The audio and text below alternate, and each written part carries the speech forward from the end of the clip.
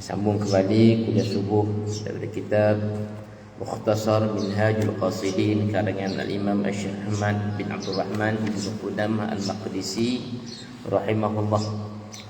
Masih lagi dalam pembicaraan berkaitan dengan bilangan wirid-wirid pada malam hari, siang hari dan tertibnya. Dan kita dah selesai yang permulaan wirid daripada terbitnya fajar sehingga sebelumnya terbit matahari. Qala musannif rahimahullahu ta'ala wa nafa'ana bi'ulumihi fid darain amin. Al-wird ats-tsani ma baina tulu'i syamsi ila ad-duha. Ini aturan wirid yang kedua, yakni dari segi waktu. Itu dah kita bincang dah, daripada terbit fajar subuh sampailah sebelum terbitnya matahari. Tu pun tak ada nak buat dah. Ingat kita lah apa. Mudah je kan. Kedai-kedai ada kita buku wirid banyak jual je lah tu kan, sebagian besar. Yang ni kita mula masuk fasal yang kedua, wirid yang patut kita lakukan, yang kita baca apabila bermula tulu'i syams, bermula daripada terbitnya matahari ila duha, sehinggalah waktu duha. Sehinggalah waktu duha.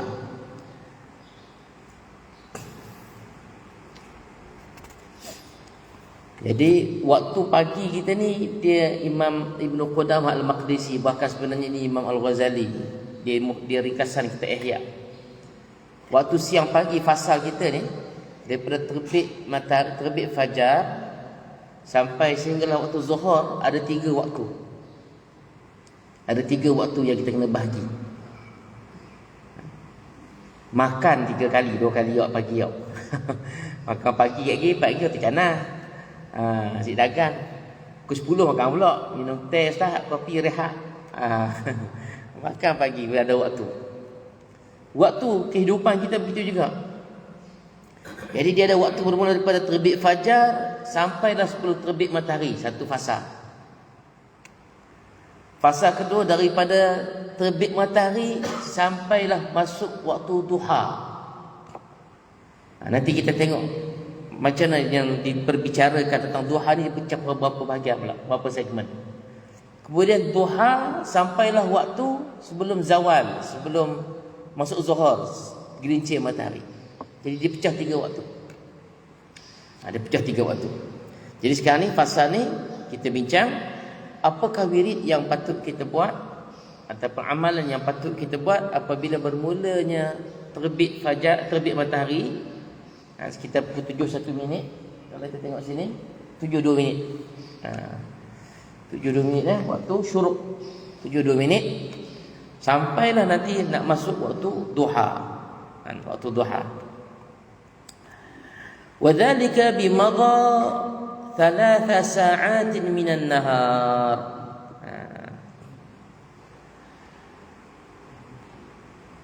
Bilakah yang dikatakan waktu duha ni? Ni dari segi yang disebut pandangan oleh Ibn Qudamah. Waktu duha ni sesuai ke mana? Setakat mana waktu afdal kita nak semayang? Nak semayang sunat duha habis. Duha itu ialah bimadha 3 sa'atin minan nahar, iaitu apabila berlalu 3 jam.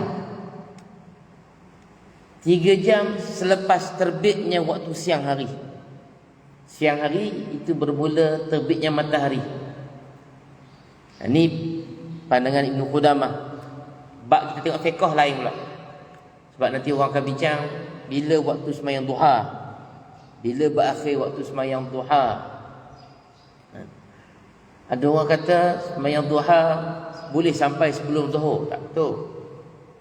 Sebab dia ada waktu tahrim, waktu haram kita sembahyang Iaitu ketika mana bermula matahari terpacak. Matahari terpacak. Zuhur ni matahari gelincir, mula jatuh. Dia ada 3 waktu tahrim.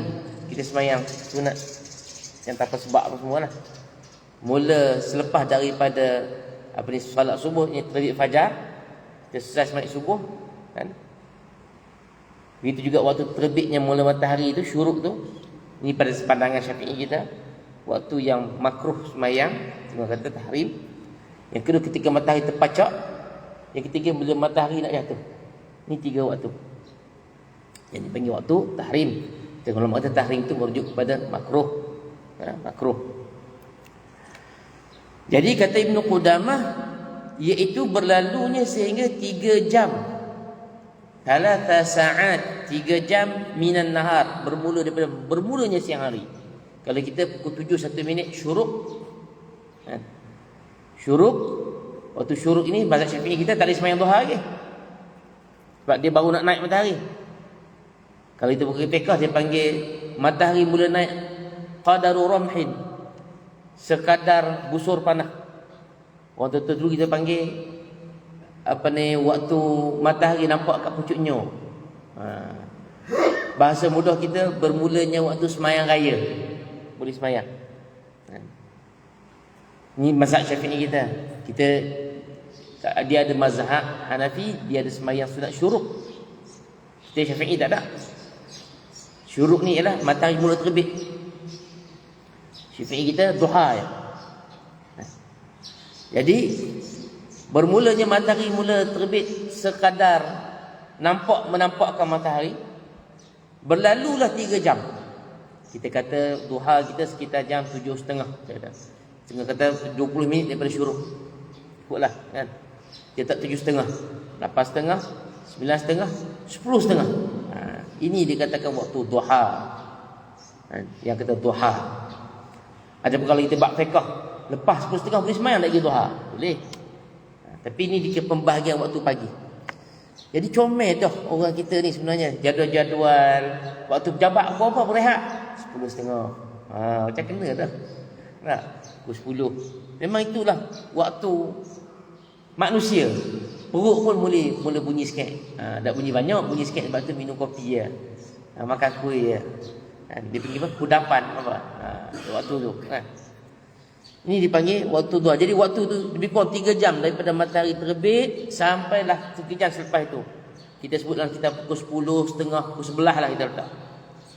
Lebih kurang lebih macam tu. Id fardun nahari 12 sa'ah. Jadi dia kata bila kita 3 jam waktu pagi ni yang kita nak bahagi ni ialah Ibn Qudamah kata waktu siang hari Allah anugerah kepada kita ada 12 jam. Bila kita 3 jam ni hak mana? Wa huwa ar-rubu'. Maka siang hari kita ni kata Ibn Qudamah kita kena pecah pada 4 pecahan, 4 bahagian, 4 segmen. 3 jam pertama, 3 jam kedua, 3 jam ketiga, 3 jam keempat. Kalau kita kata start pukul 7 malam matahari terbit, 7, 8, 9, 10 3 jam pertama, 11, 12, 1 3 jam kedua, 2, 3, 4 3 jam ketiga, 4, 5, 6 masuk 7, itu 3 jam keempat. Ni 4 bahagian. Jadi kita kena pecah hari kita ni buat jadual ni pada 4 segmen. Ar-rubu' tadi. Jadi 1/4 suku yang pertama siang hari. Bahasa mudahnya. Wa hadha waqtun syarifun. Dan kata Ibn Qudamah Al-Maqdisi, waktu 1/4 yang pertama inilah waktu yang syarifun, waktu yang paling mulia. Daripada 4 waktu ni, ini waktu keemasan. Dan cari kita tengok pasar. Pasar orang berniaga paling rancak masa mana? Masa ni? Kau kena orang niaga ayam. Masa ni orang mari, nak ayam 4 ekor. Oh, tak datang tak? Masa ni, kan tengok pagi ni, pergi pasar tani. Kalau pergi pukul 12 ada orang. Ada. Kalau pergi pasar tani pukul 12 tu tak ada, dah orang tutup lah. Sudah dah, nak beli ikan pating habis dah, tak ada ni. Tak nak pergi dah. Pergi pasar mana? Oh, tadi ni. Kalau hari Jumaat pergi Pasar Marah. Pasar Marah pukul 9 habis lah. Kan? Pergi pukul 9, lepas tu hadap benda. Syarif pun, kalau urusan dunia ini pun syarif, urusan akhirat lebih-lebih lagi. Urusan agama kita pun begitu juga besar nilai dia. Orang pergi noreh, orang pergi nanang, orang pergi kebun tanya ni. Tanya ni. Waktu orang tengah cergas sebab baru malam hari ya. Kita rehat, ni waktu tengah cergas. Petang letih ya. Maka ibadat pun, waktu kehidupan kita pun, kata Ibn Qudamah, inilah waktu syarifun, waktu paling berharga, waktu paling mulia. 3 jam pertama ni, suku yang pertama pada siang hari. Wa fihi wazifatan, dan pada waktu duha ni, walaupun dia sangat berharga, bukan berharga dalam beragama saja, bahkan berharga dalam urusan dunia. Jadi Islam dia tidak letak kita sebab ni berharga kena letak agama je waktu pagi ni. Lain tak boleh buat. Oh, Islam tak ajar macam tu. Macam dengan agama Kristian. Dan kita gaul tanya orang Kristian kan, masa kita jumpa gaul.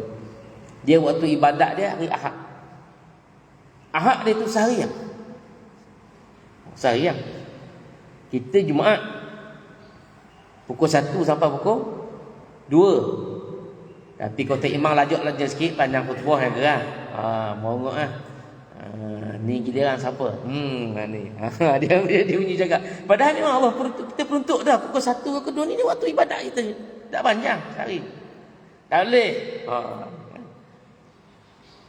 Kita kat tu ya. Lepas tu Allah kata apa? Fantashiru fil ardh wabtaghu min fadlillah. Lepas tu pergilah bertebaran atas muka bumi.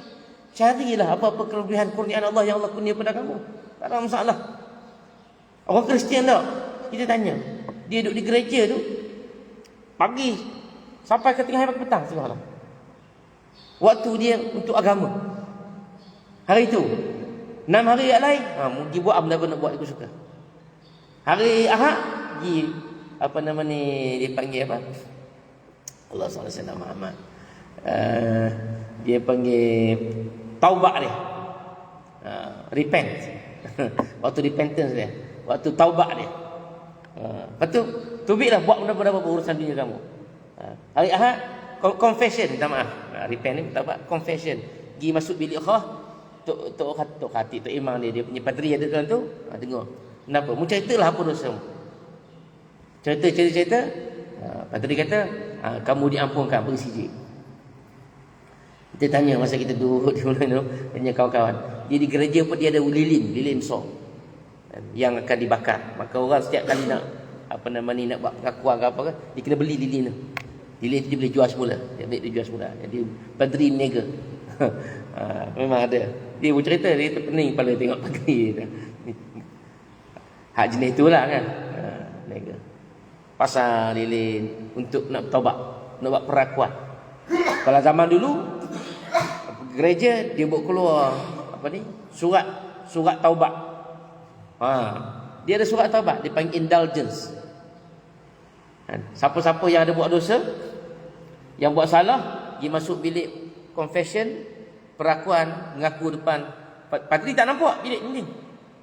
Duduk sebelah-sebelah bilik dengar je. Lepas tu padri sign.